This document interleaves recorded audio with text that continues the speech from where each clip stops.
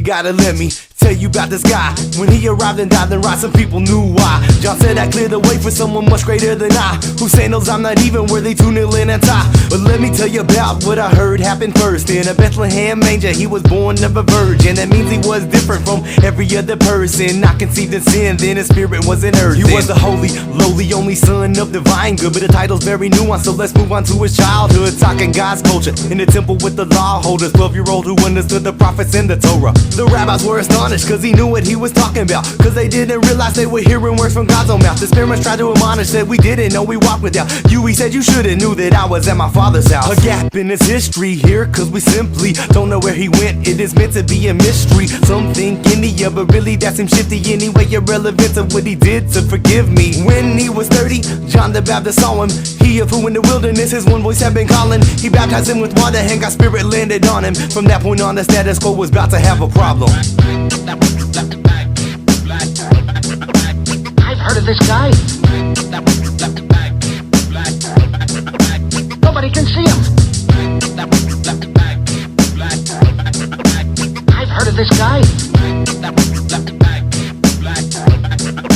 Nobody can see him.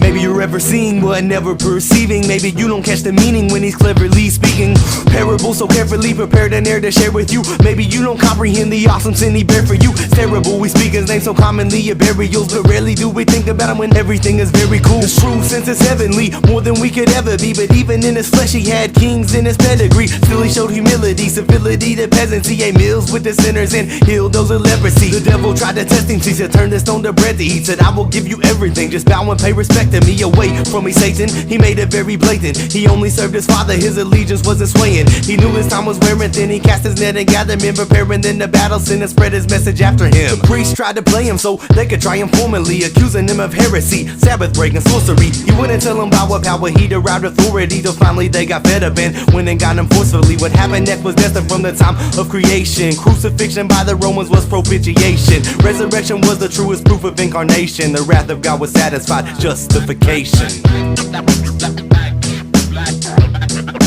I've heard of this guy. Nobody can see him. I've heard of this guy. Nobody can see him. And just in case you don't know who that guy is, that guy's Yeshua, the Messiah, also known as Jesus Christ of Nazareth, the Son of God, the Prince of Peace, the Light of the world, the Lion of Judah, the Lamb. He lives.